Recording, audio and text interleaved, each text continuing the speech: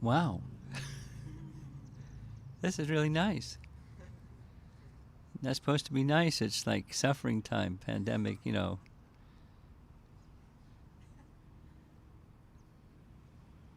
Wow.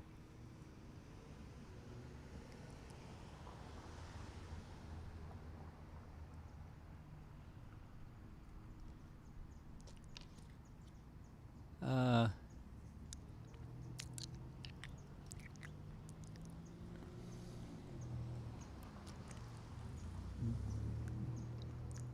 a little background. Going back,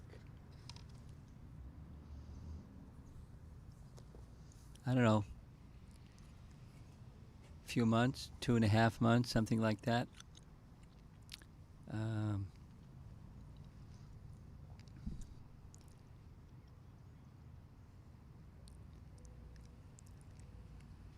there was some attempt to appreciate Krishna's pastimes, and it's been a nice journey.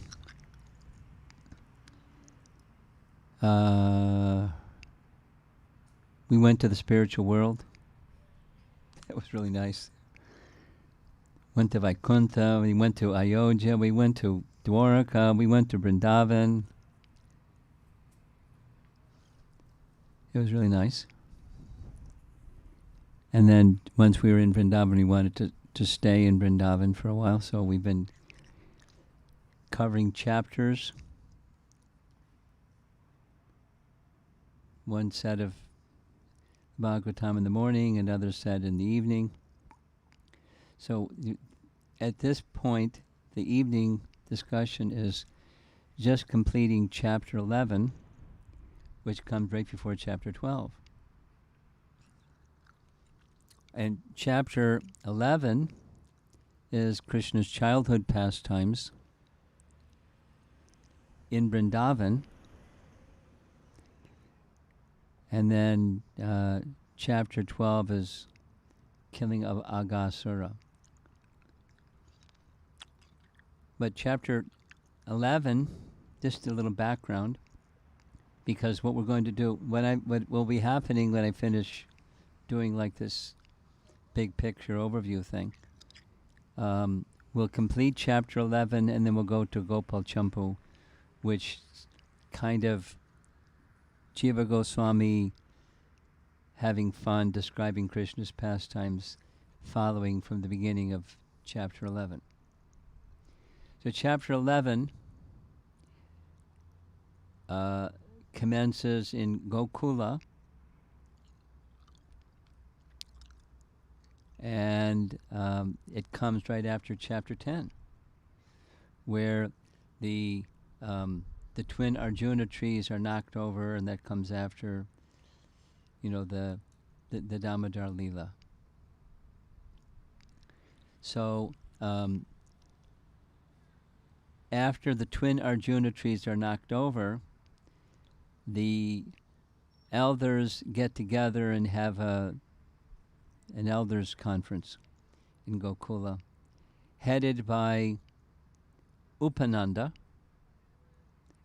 Upananda is the elder brother of 5. Nanda is the middle brother. And when it was time to name the successor, Upananda deferred to his middle brother Nanda. Said he's actually the best. Look at my name, I'm Upananda and he's Nanda. So he should be the king, so he became the king. And long story, but they're living in Gokula because there were no children. Nanda Jasoda left Nandagram, moved to Gokula, as did Kirtida and Vrishabhanu, and there Radharani was born and Krishna was born in Gokula. And Krishna lived there for 3 years, 4 months, according to Vishwanath Chakravarti Thakur.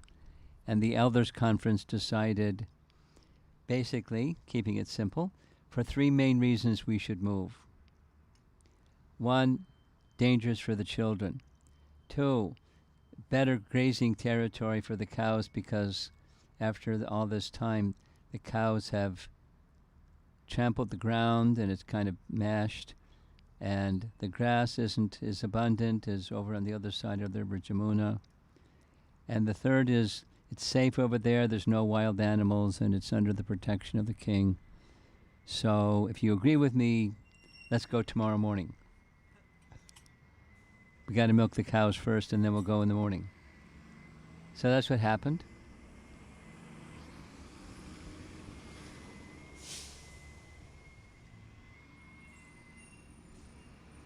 Very elaborate description of, this is going to sound like a 22nd Avenue recording.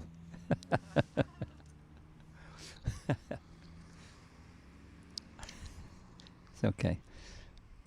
Fresh air.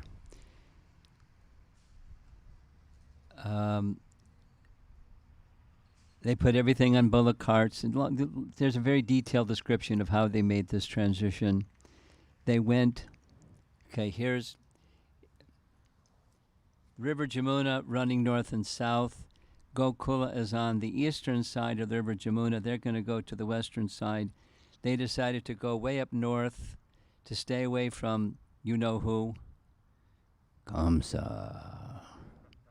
So they went far enough away where he wouldn't know what was going on, because he wasn't good at getting spy system going. And they crossed the River Jamuna, and then they settled in the Vrindavan forest. That gives the dimensions. 2 yojanas by 1 yojana, that's 16 miles by 8 miles.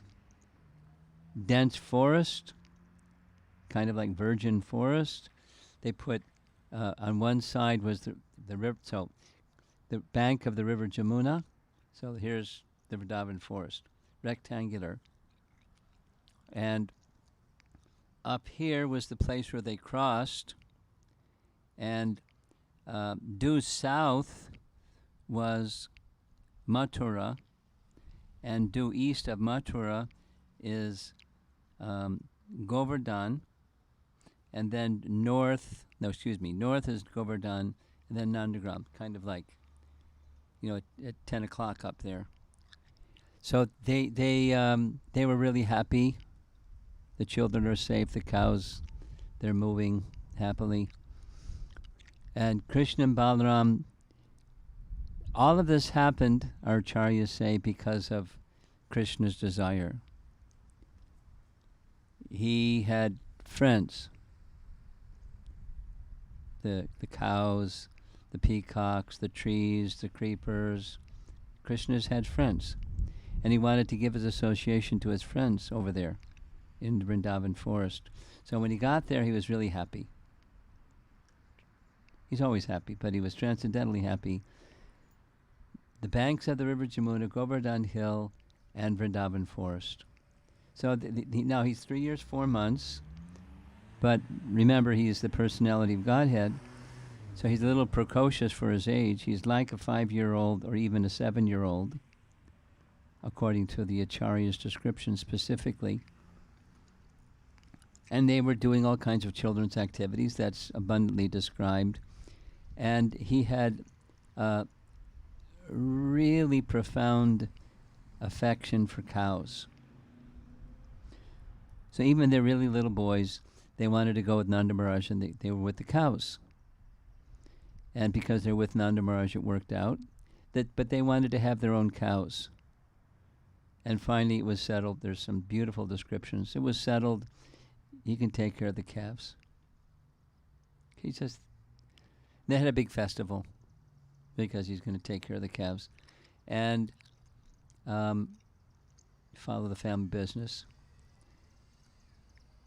And then they did, little boy things all day long with the calves.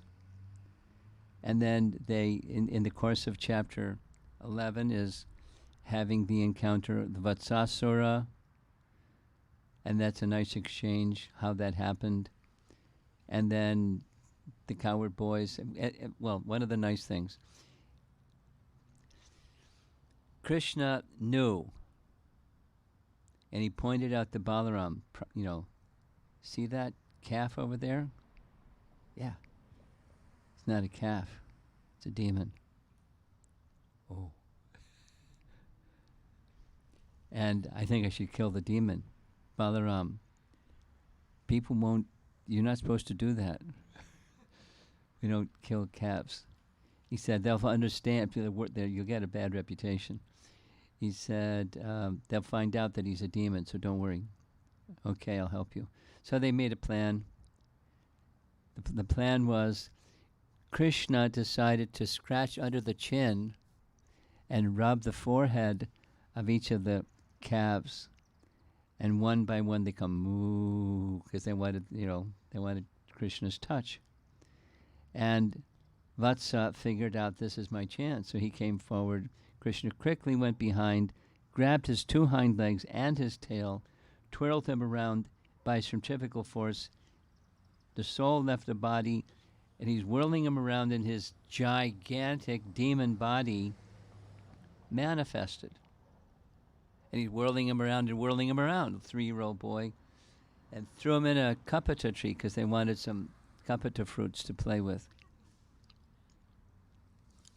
And the boys went, wow, that was good.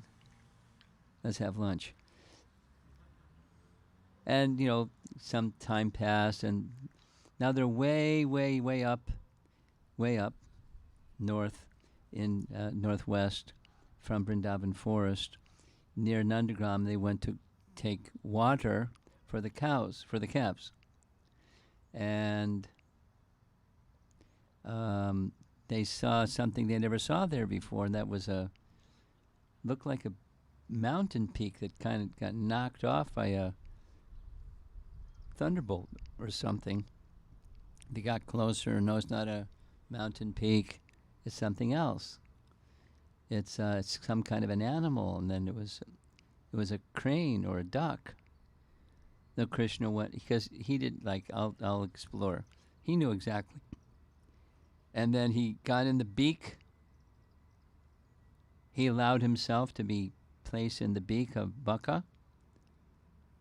He was benedicting Baka. Just like because Baka was the brother of Putana, one of the brothers. And he was taking revenge. Plus he got the word from Kamsa, go get him. So, and he lived, interestingly, he lived there. He lived near Nandagram in Braja. That was quite a surprise. He didn't come from Mathura. He lived in, so anyway. When Balaram and the cowherd boys saw Krishna in the mouth of Baka, they fainted. It's very similar to when Krishna's in the coils of the Kaliya serpent.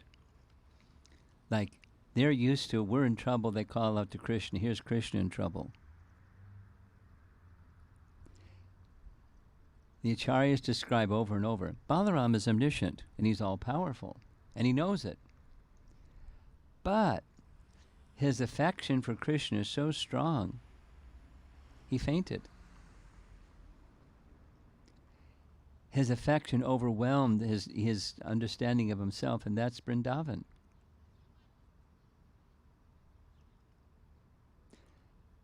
And then when Krishna made his body as hot as fire, Baka couldn't take it. He spit him out.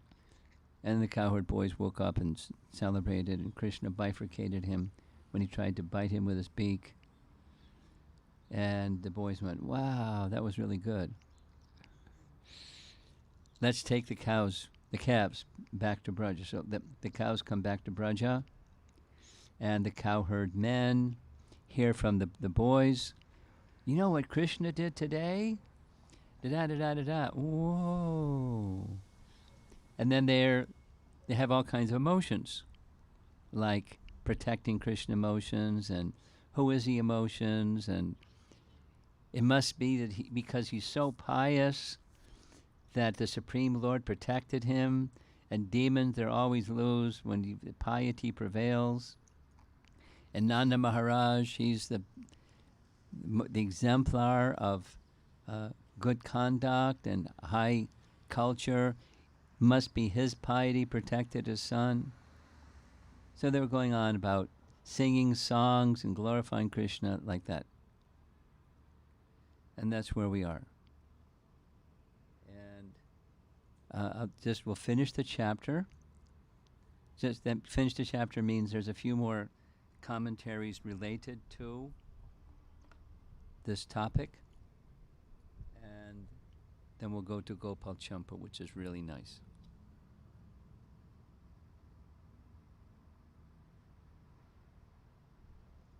Okay. I think this is the last verse of the chapter, 10:11:59. In this way, Krishna and Balaram passed their childhood age, Komara,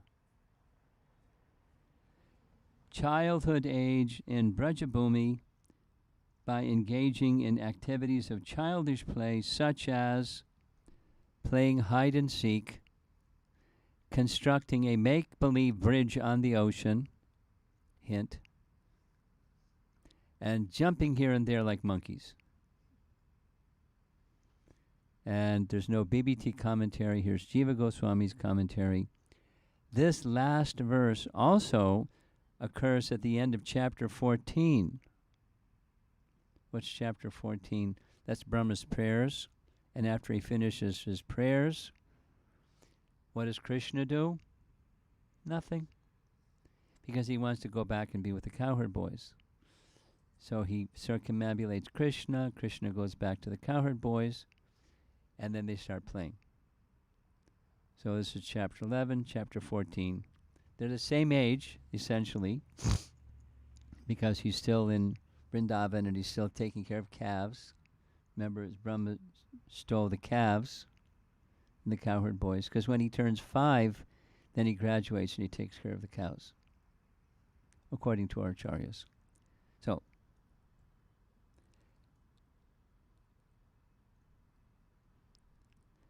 this last verse also occurs at the end of chapter 14 and is accepted by Sridhar Swami. Previous Kumara pastimes are repeated to produce astonishment through recollection. Astonishment is one of the secondary rasas, and by reading all these commentaries, I'm starting to appreciate how this and that and that. In the narration, the cowherd boys are experiencing rasa, sakya rasa, and secondary rasas, and the readers, by hearing about them, the potency is there to stimulate those same experiences, primary and secondary rasas.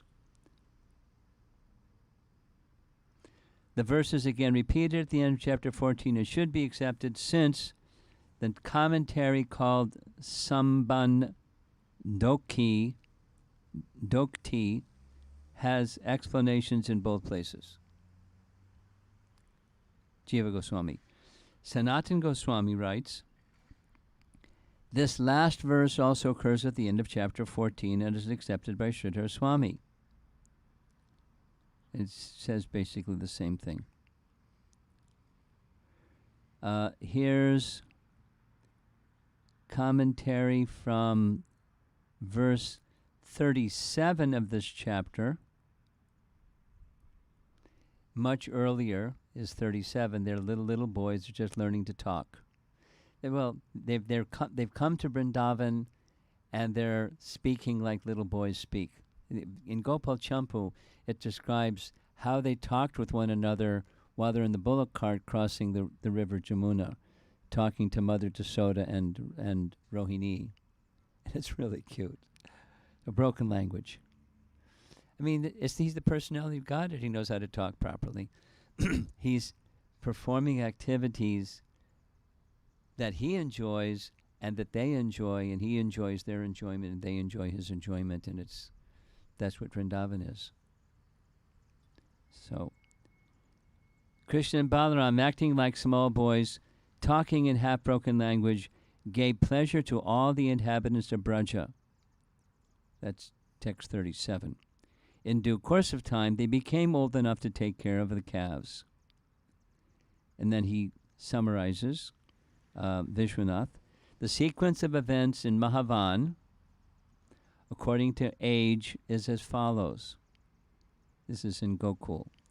Killing Putana, breaking the cart, name-giving ceremony, crawling, walking, killing Trinavarta, first showing of the universal form. That's he yawned when Mother Jasoda was feeding him, and she looked in his mouth as he was yawning and saw the universal form.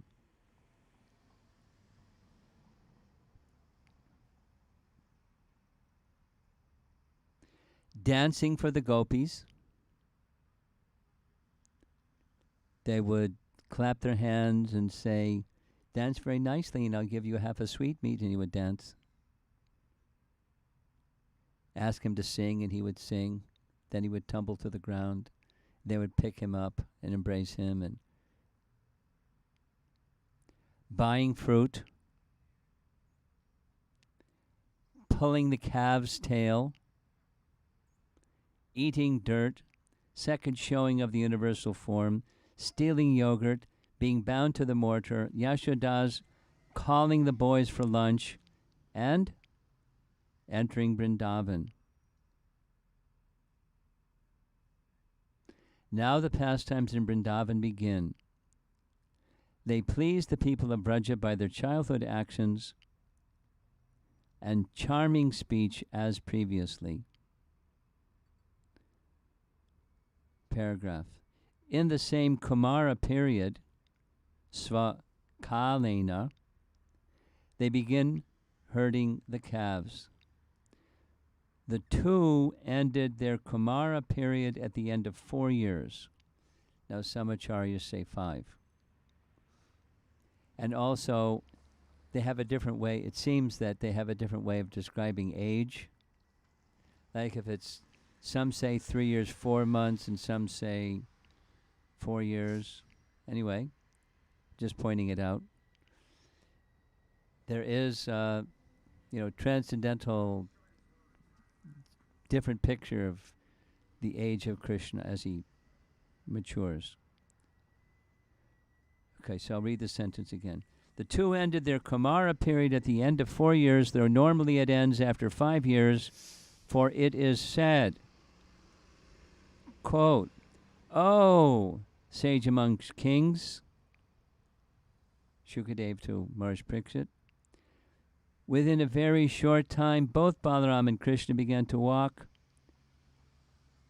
easily in Gokula on their legs without the need to crawl." That was chapter 8.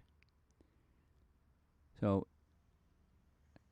this is different, but according to Vishwanath Chakravarti, 3 years, 4 months in Gokul or Mahavan, 3 years, 4 months in Vrindavan forest, after which they shifted to Nandagram, and then it was 11 years, 8 months, he left Vrindavan for Mathura.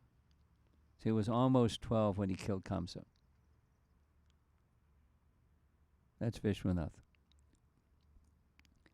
Now back to this commentary. In Vrindavan, they continued their Kumara period for 1.5 years. Now, previously he says that it ended at when they were 4. That means they moved to 2.5. For 1.5 years, they're in Vrindavan, their Kumara period ended. Anyway, since the stealing of the calves by Brahma took place within this period as well, later in this chapter, 11, it is said, this final verse 59, in this way, Krishna and Balaram passed their Kumara age in Braja by engaging in activities of childish play. They really get into, this age begins and ends, and then the next one. Here's a reference from chapter 15, coming up. When Balaram and Krishna attained the age of Poganda, 6 to 10. While living in Vrindavan, doesn't mean Vrindavan forest, but they're still in Vrindavan, Nandagram. The cowherd men allowed them to take the task of tending cows. So after his 5th year, he turned 6, and they took care of the cows instead of calves. However, not to confuse things, Harivangsha says concerning their playing in Mahavan, quote, Krishna and Balaram passed their Kumara period and stayed in Mahavan till the age of 7. Quote, age of 7 should be understood to mean that they acted like 7 years old. Oh, phew. As with other contradictions, some people explain that this description is from a different kalpa. Which door do you like? So now that's the end of the commentaries on chapter 11, and we'll go back to Gopal Champu and how this chapter 11 begins. And it's the scene, how Gopal Champu is structured, is there's 2 speakers. They're introduced towards the beginning. Their names are Madhukanta and Snigdhakanta, and they are introduced to Nanda and the Brijbasis as disciples of Narada, and they were blessed by Narada by omniscience. That's a pretty nice blessing. And they know all about Krishna. So they're narrating Krishna's pastimes to Nanda Maharaj and the Brijbasis. That's the scene. So Mother Jasoda said, quote, what the boy says is true.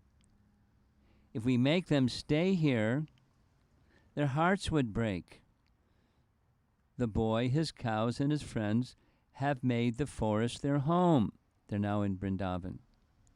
Krishna smiled and said, Mother, there are no dangers to fear in the forest. Keshi and the other demons were killed, all pulled up by their roots. Mother Jasoda said, what did I hear? I heard all those demons became ghosts.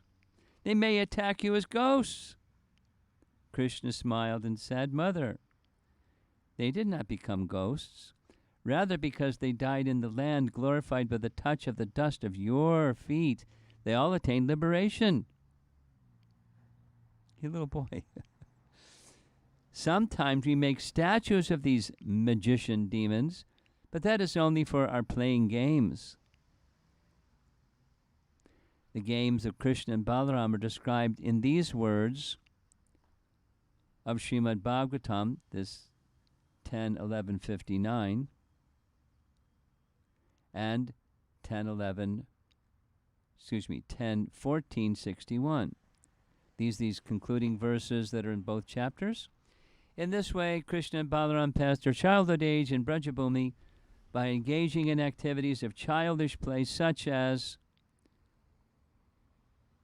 playing hide and seek, constructing a make-believe bridge on the ocean, and jumping here and there like monkeys. It doesn't say they built statues of killed demons and played with them, but they did that too.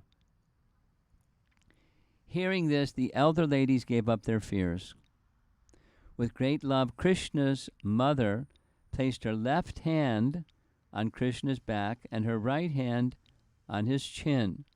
Then, with tears in her eyes, she said to Balaram, Child, Balaram, I'm your mother.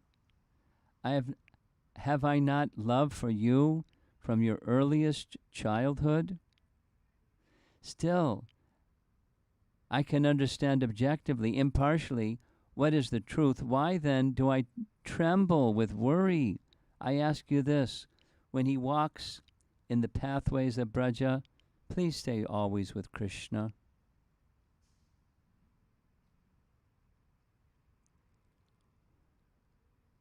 And we'll return to Ujjwala and Nilamani shortly.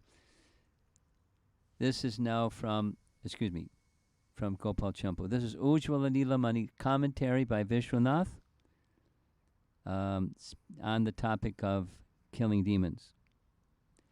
Sometimes worship is seen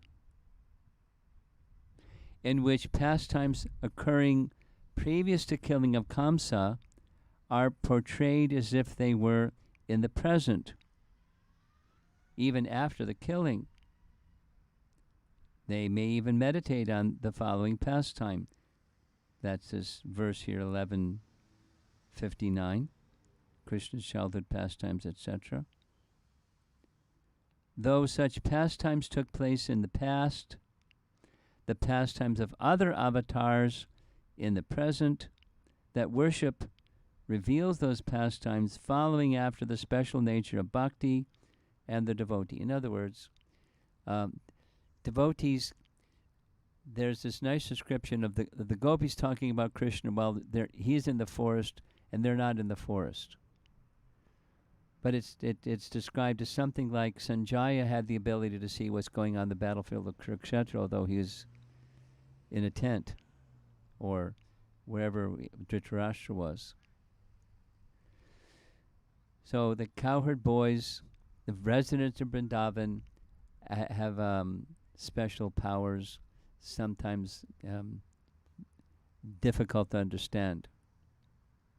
So here's the very beginning of Gopal Champu chapter 9, where they're leaving Mahavan to go to Vrindavan. Another day when the assembly gathered, Nanda said, "Oh, dear Snigdhakanta, these two trees attained bodies like devas according to their desire. What were those trees in a previous life? From where did they come? And how did they come to Braja?" Snigdhakanta said, "These two were born from the friend of Shiva, Kuvera, Lord of the Yakshas, Lord of the city of Alaka. When they showed arrogance to Narada, Narada scolded them. He showed mercy to them. Though they became trees, they also became devotees of the Lord. They remained as Yamala Arjun trees near your future house in Mahavan. Attaining their planet, they became great devotees. They have revealed the results of bhakti." Nanda said, curiously, "Please tell the story. Where are they now?" Bowing his face low, his lotus face, Snigdhakanta remained silent and glanced at Madhukanta. Nanda said, "Why are you reluctant to speak?" Snigdhakanta said with respect, "What can I say? You will come to know all of this by yourself."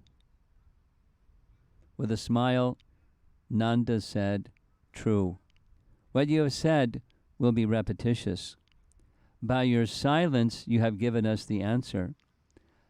By this means we can know. Anyway, you should make us happy by speaking it yourself."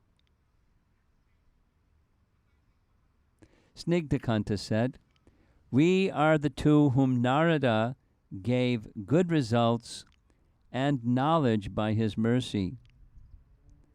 Hearing this, all the people headed by Nanda called them, and again, mingling with them happily and eagerly, seating the two amongst them, they gazed at them. After these questions, Madhukanta again spoke, as it was his turn. 5 days after the remarkable events, that's the knocking over the twin Arjun trees, 5 days after, Upananda went to Nanda's house and inquired from, to his house and inquired from his wife, "Did you go to the house of Nanda today?" His wife replied, "What more can be said? Who can remain steady without going to his house? What to speak of persons like us who are related to him?" Upananda said, "If something special happened, please tell me." His wife said, "The person who has great prema also has great fear, having eyes full of worry. Unlike ears or other sense organs, though protected by their fearful mothers who performed faultless Garbhadan Sanskar, the two boys caused great disturbance, since no one can be fully satisfied when they see the two boys play. For instance, hear what happened today. Yashoda was busy preparing Nanda's meal. Along with her relatives, Rohini was helping. The two boys went far away, fooling the nurses, considering the nurses to be an obstacle to their fun. When the nurses focused on their work for a moment, the two boys hid in a place invisible to their roving glances. Then, by playful deceit, they ran to a far-off place. They then played noisily with their shouting friends. The nurses, this is just today's activity, the nurses engaged to protect them realized after a few moments that they had been cheated and quickly went searching for them, calling their names for a long time. They finally gave up and informed Yashoda and Rohini what happened. The two boys went far off to a place where the river was very deep. Hearing this, Yashoda sent Rohini to bring them back. Perhaps some trees like the Yamala Arjun trees, impelled by evil persons, or the course of the river will block their path. Please, quickly go there while I cook without interruption.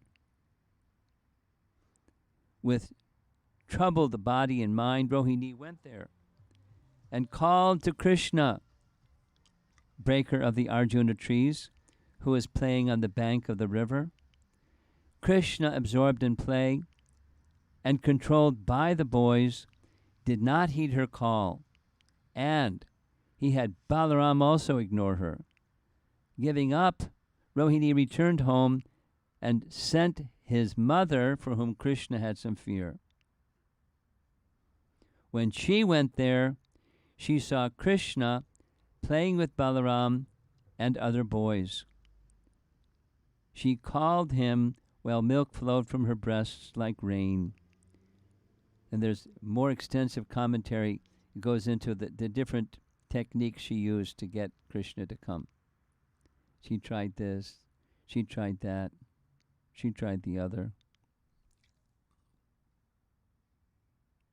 She did not approach Krishna immediately, fearing Krishna would flee. Please taste the sweetness of her calling. My dear son, Krishna. Lotus-eyed Krishna, come here and drink the milk of my breast. He didn't come. My dear darling, you must be very tired because of hunger and the fatigue of playing so long. There's no need to play any more. He did not come, since he was intent on winning in competition, but she was determined. This is after the Yamala Arjuna, after binding Krishna, determination. She's very determined as a mother. She thought Balaram, an object of equal affection, would heed her words with respect, and shouted to him tenderly, Nanda Maharaj, the king of Braja, is now waiting to eat. Oh, my dear son Balaram, he is waiting for you. Therefore, please come back to please us. All the boys playing with you and Krishna should now go to their homes. That's directly a quote from an earlier verse of this 11th chapter. Each of these are quoting verses from the 11th chapter, plus Jiva Goswami's embellishments. After she attracted Balaram, in order to make Krishna give up playing and became joyful, she spoke with eagerness. Next text. My dear son, because of playing all day, your body has become covered with dust and sand. Therefore, come back, take your bath, and cleanse yourself. Then she tells a lie. Today the moon is conjoined with the auspicious star of your birth. Therefore, be pure and give cows in charity to the brahmanas. It was a lie. It's just said later. But she knew he liked to be charitable, and it's an auspicious day. Come on, let's go. You know the How Balau story? You know the How Balau story? You don't know the How Balau story? I think it's a Vishwanath Chakravarti Thakur text. But another time, Mother Jasoda was trying to get Krishna to come back, and he wouldn't come back, and she sent to others, and they wouldn't come back. So she went herself, and she called out loudly, "Look out! Here they come!" And Krishna said, "Who's they?" "He is the How Balau." "Ah!" And she started running. So when they saw Mother Jasoda running, they started running. So in Nandagram, the same place where there's a temple, some of them were stolen, but they're stone carvings of the How Balau. There's no such things. It was just, she was making it up to get Krishna to come and have his meal. So we're not authorized to make up stories and lie, but Mother Jasoda can do those things. Anyway. Seeing other boys coming from their houses at that time, her desire to take him home increased. She said, "Just see how all your playmates of your own age have been cleansed and decorated with beautiful ornaments by their mothers. You should come here, and after you have taken your bath, eaten your lunch, and been decorated with ornaments, you may play with your friends again." From infancy, Krishna was raised under the protection of the brahmanas. He thus stopped his play to give charity to brahmanas. Attracting him with her calling, she then approached him gently, and holding both their arms, she brought them home. Just as brahmanas chant mantras, along with worship of devatas to drive away evil spirits, Yashoda, though telling a lie when she mentioned it was his birthday constellation day, produced great joy, as if it were his birthday. Hearing her words, now it says Upananda hearing this from his wife, hearing her words, omniscient Upananda began to reflect.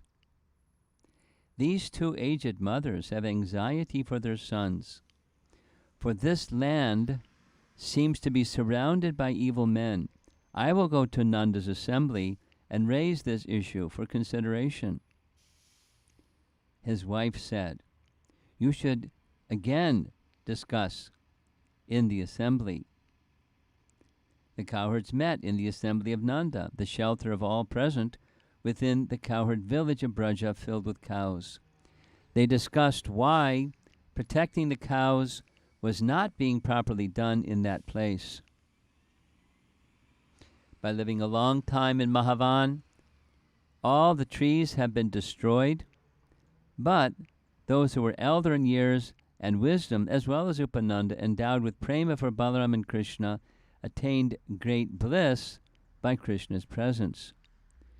Krishna decorated the bed of their laps most wonderfully and, holding his chin, asked fake questions. Krishna. He moved about to get various objects as toys. Upananda then spoke nicely and was in favor of protecting all the children after seeing the worrisome state of Nanda while living in Mahavan. Upananda spoke. Though you all say that we should not stay here in the interest of cow herding, I say we should not stay here in the interest of the young children. Though Nanda's son is being protected with great care, since many accidents have occurred, what other reason do we need for leaving here? When misfortune occurs, we are protected by the Supreme Lord, but it is not proper to make the Lord act on our behalf. A person who is moving considers both the place being given up and the place being accepted. He gives up the place which gives grief and accepts the place which gives happiness. There's this Nyaya principle that's discussed by our acharyas that he's referring to. That place is unsuitable, which gives sorrow in this life and the next. Mahavan is now giving us sorrow on a daily basis. One should take shelter of that place which gives happiness in this life and the next. The forest of Vrindavan gives the highest happiness and is most pure. In Vrindavan there is the mountain called Govardhan. It provides everything for the cows and cowherds. The cowherds pay their taxes to the forest since they are not restricted like towns. In going from one forest to another, the king's permission is already granted. One must consider which activities will give happiness or fear. One must act quickly, for if one delays, there will be increased fear. We should leave this place without being lethargic. Whatever effort is put into an action produces a quick result. If my reasoning is pleasing to you, that it is good. If there is agreement on an object being investigated, it will produce great benefit. If you agree with this proposal, the cows give milk to their calves to full satisfaction and then set off to Vrindavan. So now the journey. Then household utensils should be packed up, and the carts with tent covers should be engaged, for in going to another place, such tents are well known among the cowherds. Almost done. Without argument, the cowherds accepted his words. When seeds are sown in proper soil, they sprout and bear fruit, and not otherwise. With the rumbling of drums, they all called out, "Let us inform Purnamasi. Send her first, and then move the village." That sound, Gosha, confirmed their name, Gosha, cowherds. Gosha means two things. When cows and humans make a loud noise, and when they reside together, it is called Gosha. There arose many indistinct sounds along with cries to the cows. And I don't know how you say this, but it must be Hindi or something. He, jihi, that's left, right, I guess. I don't know. The rumbling of the carts and sounds of musical instruments obscured all other sounds, placing the elders in the carts, holding bows. The cowherds gravely departed with the walking cows. When all the carts moved together, they made a rattling sound. And tomorrow we're going to cross the river Jamuna and hear about setting up camp. And this is just like a summary of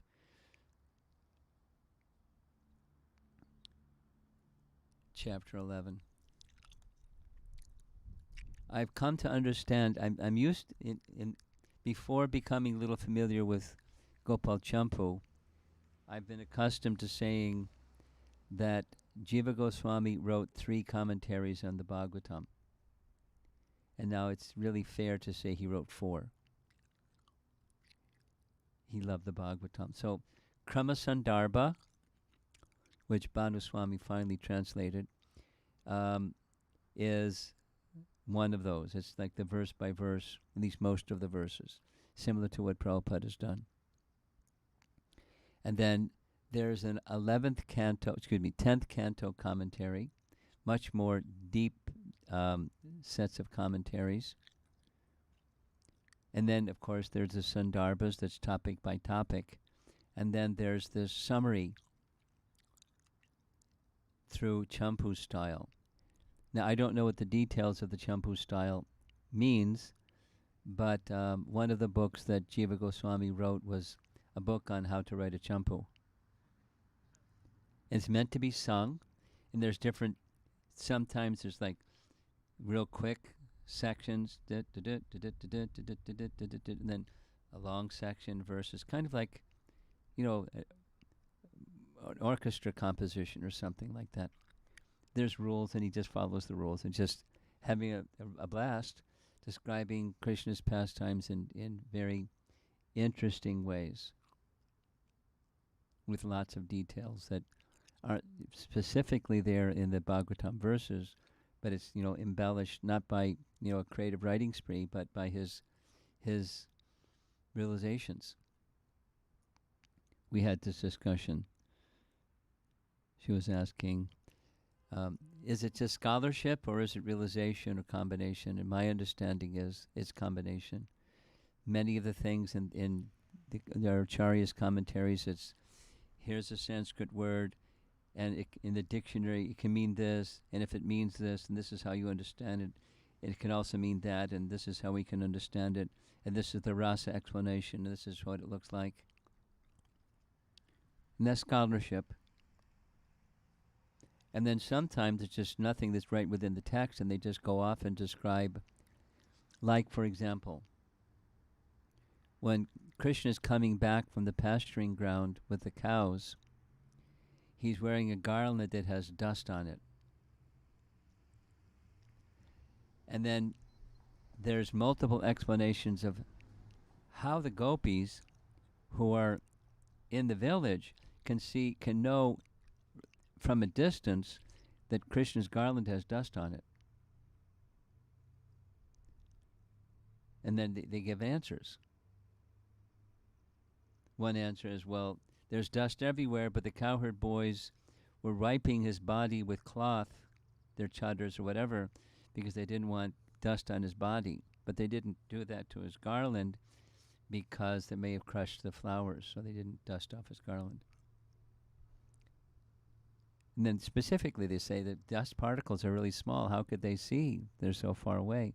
Because they're in spurti, they're present before Krishna by their ecstatic devotion. They could see the dust on his, what to speak of everything else, the dust on his garland. Like that, there's realization. With explanation, that so it can kind of make sense, transcendental sense.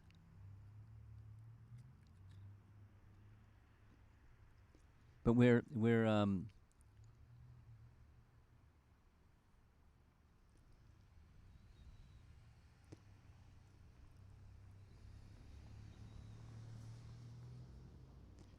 just a little personal sharing.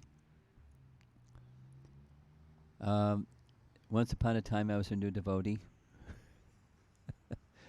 and we were accustomed to hearing, Mayavadis smash. We never knew what's a Mayavadi. But Prabhupada was preparing us.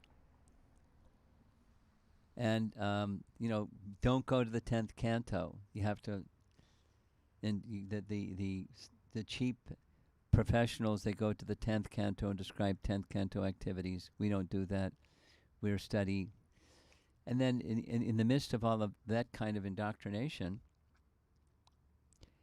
he came out with Krishna book. And the explanation was there, and that explanation was Prabhupada didn't know how long he would live, and he wanted a rendering of the 10th canto that people of the world could have and not get wrong idea of the cheating people that would go to the 10th canto and say mishmash. He wanted to do that. So here we are with the 10th canto, and we always hear, we have to study the first 9 cantos, and here we are in the 10th canto. And not only 10th canto, but very detailed commentaries of acharyas. I purposely skipped the Rasa Leela section, but it touches on it anyways because it's Krishna's pastime to Vrindavan. To understand the love of the residents of Vrindavan requires, to understand it, requires pure consciousness, and we don't have pure consciousness, or minimally, not just a notion, but a life that's lived according to the principle of we're not the body, because otherwise we can't understand the love of the residents of Vrindavan. Even we can't understand just by hearing, like the description of giving Krishna book to the public. I mean, I don't know if any of you have had the experience of distributing Krishna books. Just when Krishna books came out, it was maybe you've seen the giant cover, silver around the outside, really opulent, and this beautiful picture of Krishna on the front. And Krishna, the Supreme Personality of Godhead, there was no like, hey, that's about yoga and meditation. I mean, there's none of that indirect stuff. We're thinking, how are we going to do this? And people would look at the picture. I've had this happen many times. Oh, who's that? And if you say, that's God, no, here's your book back. He can't look like that. Why he can't look like that? Well, he can't look like that because he can't look like that. That's why he can't. It was, it was confronting the sensibilities of worldly people. No, that was a particular period of time. Now, everything keeps changing. But Prabhupada wanted to give the real thing, and certainly our acharyas are giving the real thing with refinement and precision and detail. We were discussing just this morning that by hearing the pastimes of Krishna, it's a little distracting hearing all the buses and all the noise and stuff, but just focused hearing on the pastimes of Krishna, it transports you to another place. Even if you're not an advanced devotee, it's like hearing very nice kirtan, getting absorbed in nice kirtan. Even people that aren't devotional at all, they feel something. They're transported by the sound of the kirtan. It's just that kind of sound vibration. So Krishna's pastimes sound vibration carries us to something closer to a spiritual conception. It doesn't match our, the material conceptions that we have of reality and three-dimensional space and time as we know it and things like that. It doesn't match. But it's very attractive, very powerful, very potent. And hearing it again and again, and hearing it again and again, that's what I've been doing. Kind of getting attached to hearing it again and again.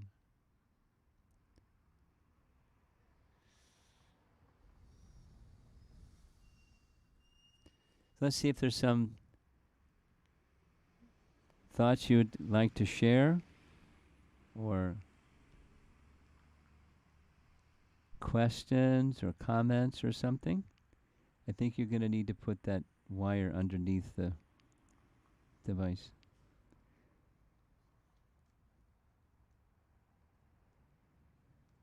Anyone want to speak up, say something, share something?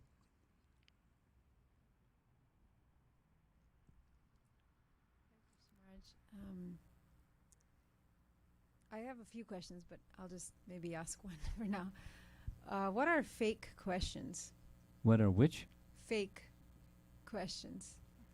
Krishna would there something Um, when crossing the river Jamuna, Krishna would say to Mother Jasoda, "Why are the trees moving?"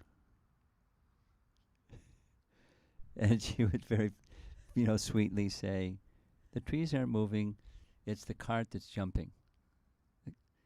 And then he would ask something else and ask something else and ask something else. And she just stayed with it and, say something that's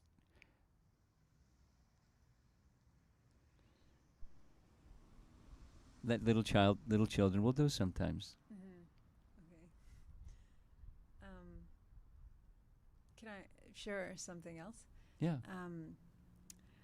When you read this line, the person who has great prema also has great fear.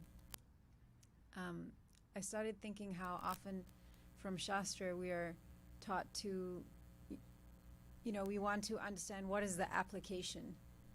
We read Shastra and then we want to apply it in our lives. And I was thinking, when you read this line, I was thinking, these specific pastimes, it's almost as though there's, they're just sweet. They're just what sweet. do I apply? There's no specific application as such, but they're really, really sweet, and it's just so nice to hear. So that was just where my thoughts were going. Well,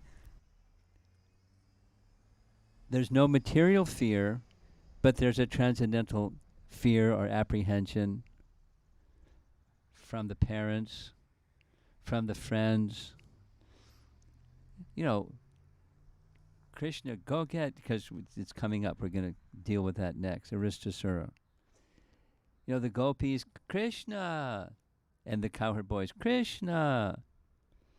But when Krishna's in difficulty, or that we've been hearing in the morning, Krishna's late. Maybe another tree fell on Krishna. She's... And the gopis, the young gopis are there pacifying her. Oh, the reason he's late is this and that. And so it's because of there's a transcendental emotion. With prema comes transcendental emotion of all descriptions. It's not impersonalism or homogenized, non-emotion, loka. It's intense emotion because of intense love for Krishna.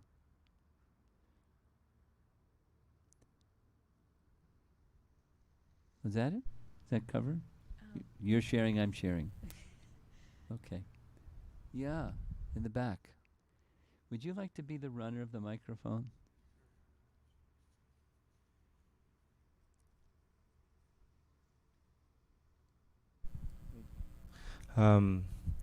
Well, first I wanted to thank you very much. I really, really appreciated you sharing such beautiful pastimes. And I've never actually read Gopal Champu. I always thought it was kind of like above my pay grade, so to speak. So I felt like, I felt very appreciative that I can have that access through you.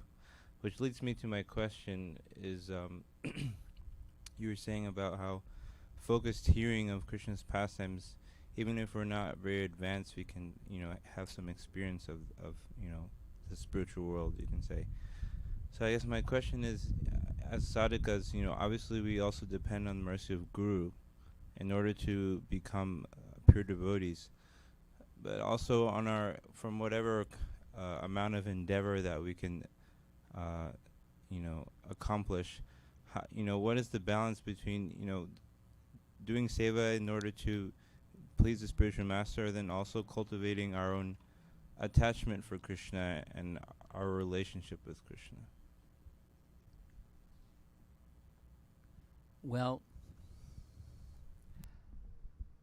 three things. I don't see those two things as separate. Here's a little Prabhupada story on that response. Radha Damodar party, all the buses joining together, meeting up in Atlanta, big kirtan, morning class. First question, Prabhupada, what pleases you the most? He's going to say book distribution, right? That's not what he said. He said, when you become Krishna conscious, that will please me the most. So they're not separate. And then a second thing, that this comment about above your pay grade, I've been going the direction of what I've been doing. I'm a conservative person by nature, but I'm doing it anyways. And one of the reasons is the sharing that has come back, because I was hesitating to go further, maybe just, and I'm going to switch horses. I'm going to go to Uddhava Gita, because that's like philosophy, and it's not rasa stuff. It's anyway.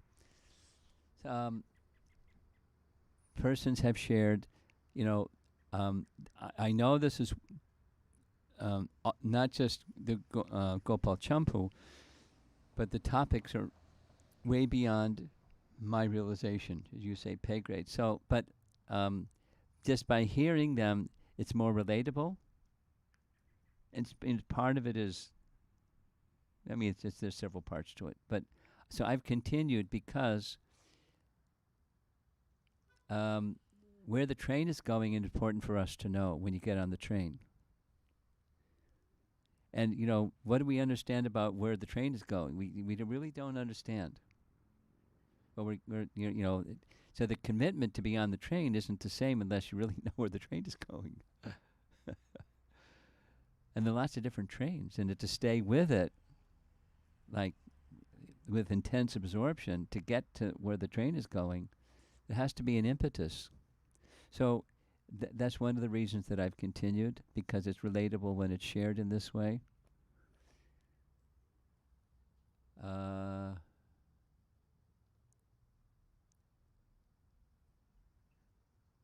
And the third thing is just flew away, but I'll remember it after we go on to the next person.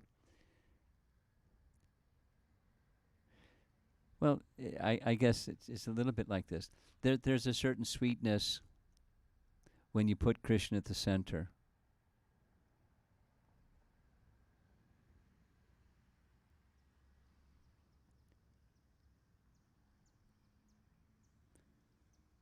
And what the devotees are passing through during this time, a little sweetness is good.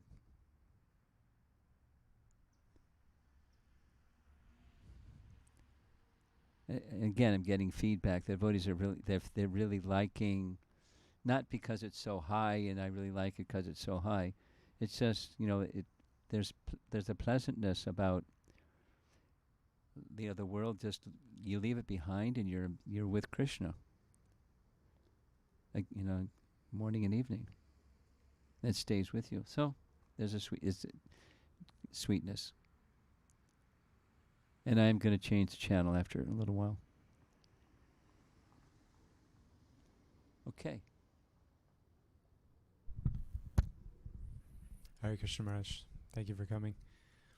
The Krishna's Leela through Vrindavan seems kind of landmarked by his interactions with the demons, and a lot of your discussion today was around that. And it got me wondering if there's any significance between the demons that were killed in Gokul and then those that were killed in Vrindavan proper, if you've heard commentary like that. No, I haven't. No. There may very well be, but I haven't heard. There's only 3 in Gokul.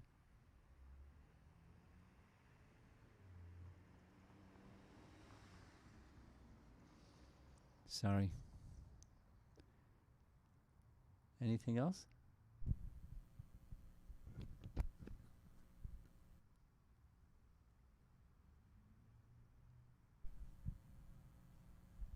Hare Krishna.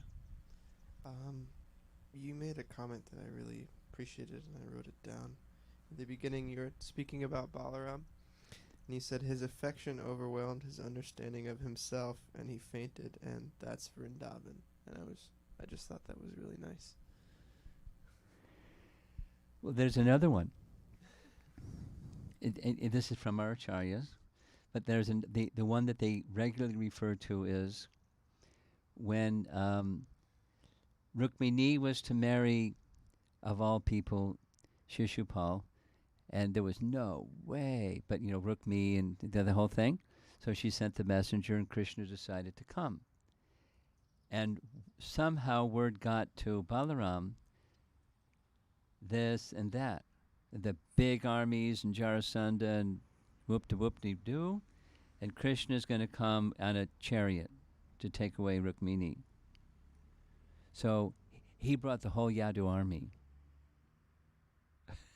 Elephants and this and that. He knows Krishna is all powerful. He doesn't need anything. Already, so many times he defeated the entire army of Jarasandha, so many Akshohini divisions, and it's just one man standing on the... Krishna doesn't need help. But Balaram was, I got to help him. And there's another one the third one they make reference to.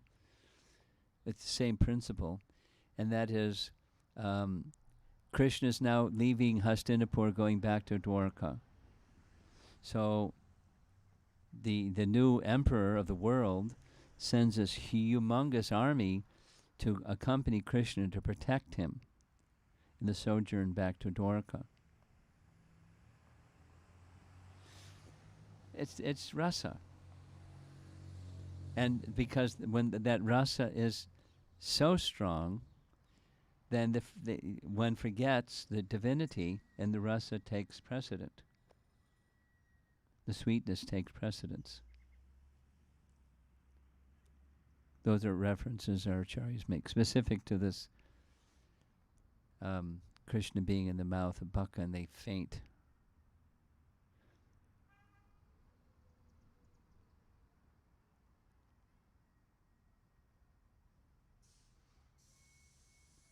Okay. Anything further? Do we have online questions? No online questions. Hey, I got it easy tonight. Yes. I was thinking about like a lot of the times publicly there's a lot of everywhere there's a lot of caution about hearing about Krishna's pastimes with the gopis. And yes.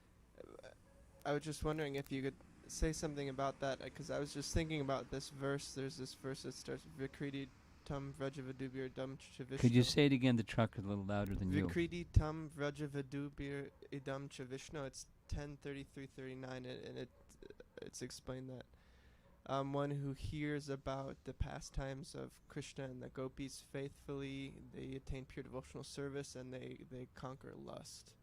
And so there's caution, but at the same time, it seems like something encouragement. Necessary. Yeah. Stop, go. Yeah.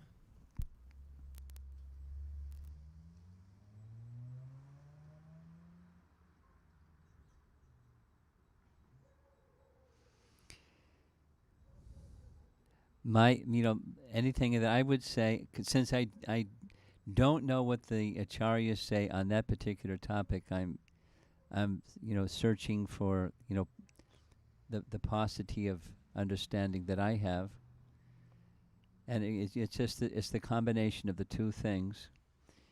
That is,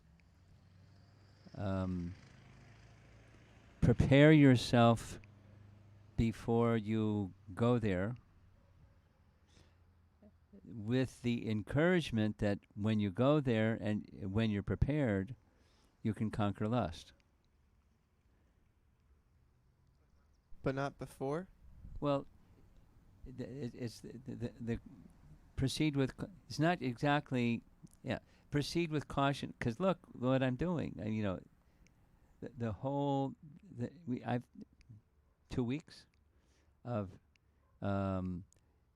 just after the Rasa Leela section comes Krishna's going to the forest with the cows. But it's the gopis' meditation on Krishna going to the forest with the cows. So it's Krishna's flute, but it's their mood of love for Krishna. And it's embedded, especially in the commentaries, how their love for Krishna is super excellent. That's a nice chapter. Because it doesn't, anyway. There's a reason why the teaching is the best of all of the devotees of Krishna are the gopis, Vrajavadu. They're the best. So, your question, not before, with caution. No, I've been practicing Krishna consciousness for a few years more than most of you. And so, I guess that gives me some credential to go there. But when I'm going there, I'm going with people that haven't had the same number of years of Krishna consciousness or the opportunity for purification through chanting and service, etc., etc. But if it's done so there's caution, and there's also it's true, and one can get some realization. It's that the happiness of the gopis is not anything to do with material affairs. That's not them. Anyway,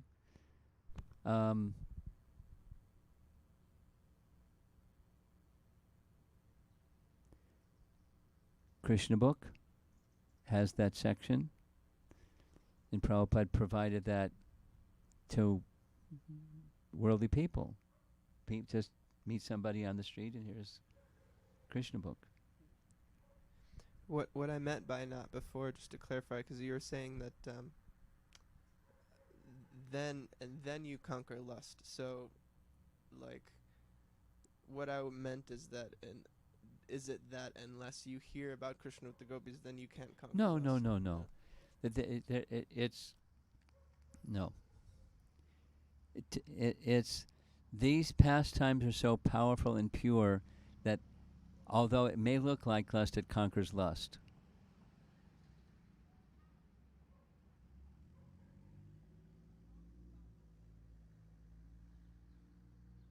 And there's a qualifier. It's not just hearing, but there's a nice description of with faith and attentiveness and absorption.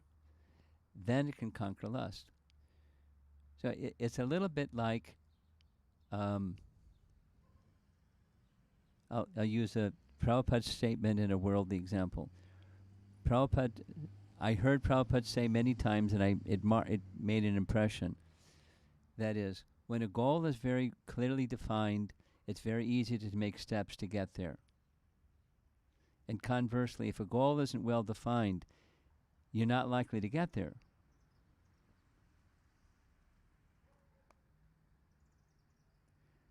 I had a friend in college, and he had a convertible sports car when nobody had one. It was like a new, it was like cool. And so every Saturday afternoon, he'd go for a drive. And I asked him, when you go for a drive, where are you going? And he said, just going for a drive. And my reply was, I hope you get there.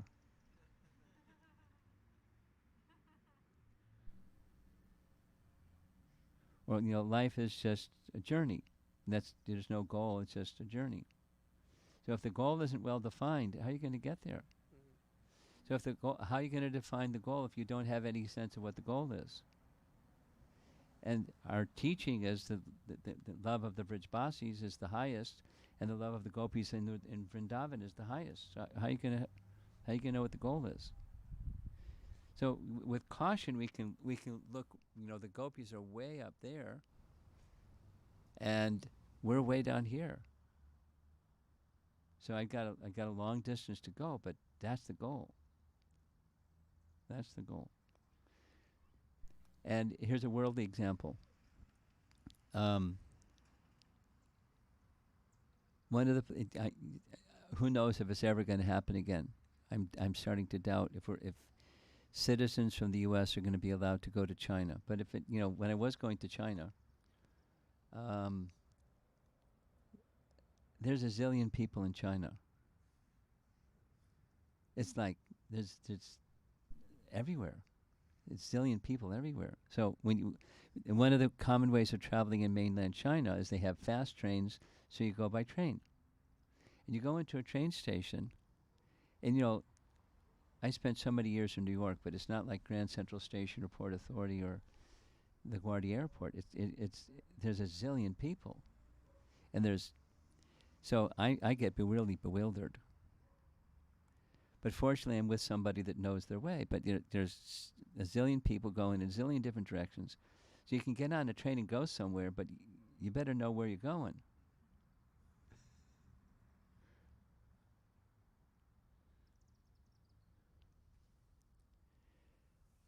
And when you know where you're going, you can get there. And that and I was once on a train in China, and I didn't have a passenger with me that spoke English, and I didn't when am I going to get off? Because I don't, the signs are all in Chinese; they're not in English. You have to know the goal. So I found somebody that spoke English, and they were going to, So you have to know where you're going, and it gives impetus to want to go there when you know what it is. This is on the personal side, these things. When I was a little boy, once upon a time I was a little boy, and I asked, what's it like? What's heaven like? What's the kingdom of God like? And I didn't ask, why the tree's moving, but I asked, so nobody knew. And it's a long story, but nobody. So how am I supposed to want to go to a place that nobody knows, but you're supposed to want to go there? And then I came in contact with Krishna consciousness, and then here's the kingdom of God. There's heaven, there's the kingdom of God, and there's the distinction between, let's go. That's what we did. Here's Vaikuntha, here's Ayodhya, here's Dwarka, here's Vrindavan. This is what it's like. It's a very different place. I mean, there's fear, and there's other emotions. It's not, it's not bland. But it's a very different place. Anyway. So there's benefit in hearing like that, and so same for overcoming lust, the specific question. One has to be qualified in order to hear faithfully and with full attention in a spiritual conception. Otherwise, it'll just increase lust, because you'll see worldly people with a worldly speaker. They like it because it incites their lust.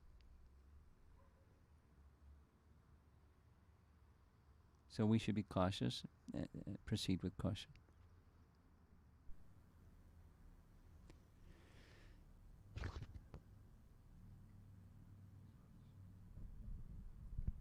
There's some questions on the internet.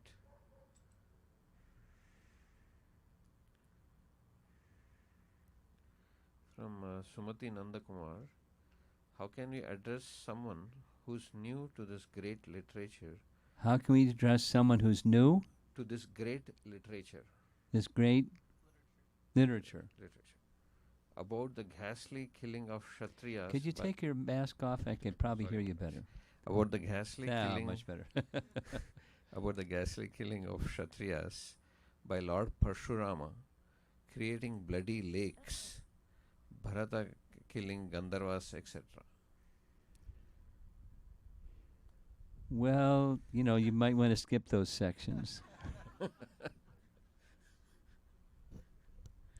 But if you're going to go through those sections, then you better be ready to offer, a cogent explanation. Because otherwise they'll walk away.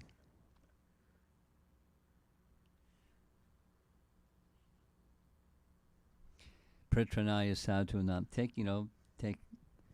It depends on the person, but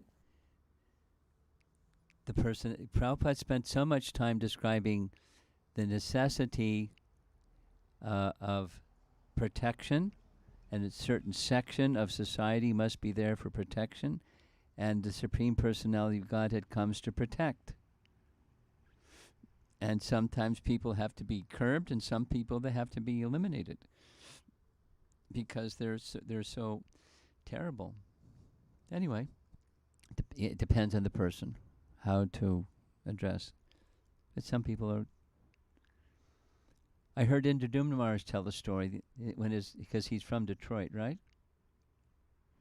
Or the area, it's Michigan or something.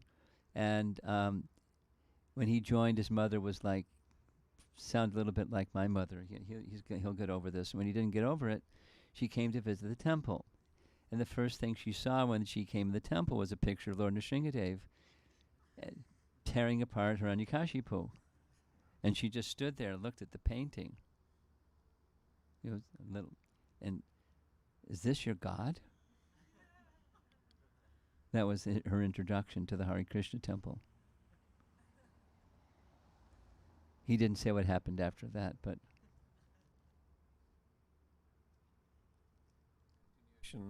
huh? Sorry, a continuation to that question. It continues? Yes. In other words, what is the significance of all these pastimes in Bhagavatam? What's the significance? Krishna's protection. Pritanaya sadhanam vinashaya chaduskritam. And he liberates them. One of the things that we should understand, our acharyas explain, depending upon each interaction, always there's a position of elevation. Always there's, so it's not always liberation, but elevation. And that example is given specific to Hiranyakashipu. He didn't see Lord Nrsingadev as God, but his next life he came incredibly opulent. Anyway, without all the embellishments, there's elevation. Relieved of sinful reactions by being killed, but not always liberated, depending upon their regard. But Shishupal, he got liberated because he had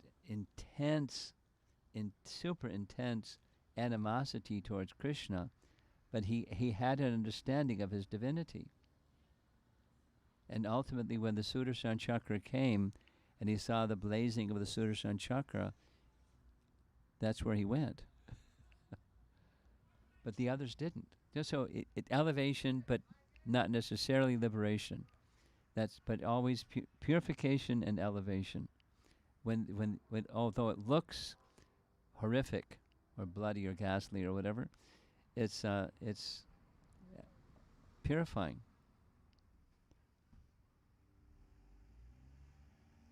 Purifying. Okay? That's it? More?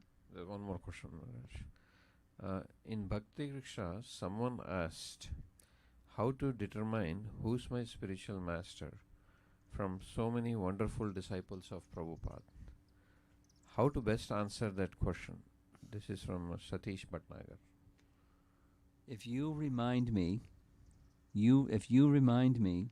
I'll send, there's 18 different ways of answering that question. You remind me and I'll send you the 18 different ways of answering that question.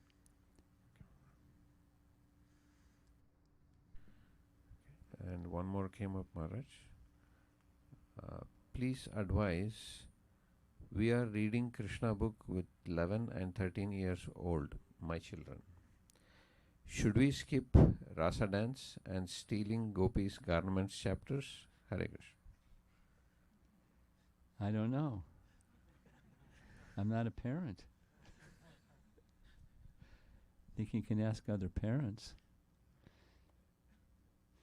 Generally, little boys, they like the battle scenes. I've learned that.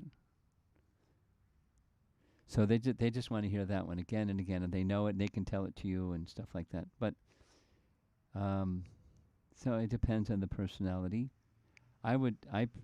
Being a conservative person, I probably would skip those sections, because what are they going to understand about it? Maybe get a misunderstanding and so forth. That's what I would do. Is anyone else? And we're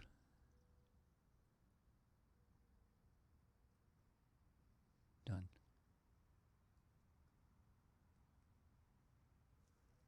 Okay. Srila Prabhupada ki jai.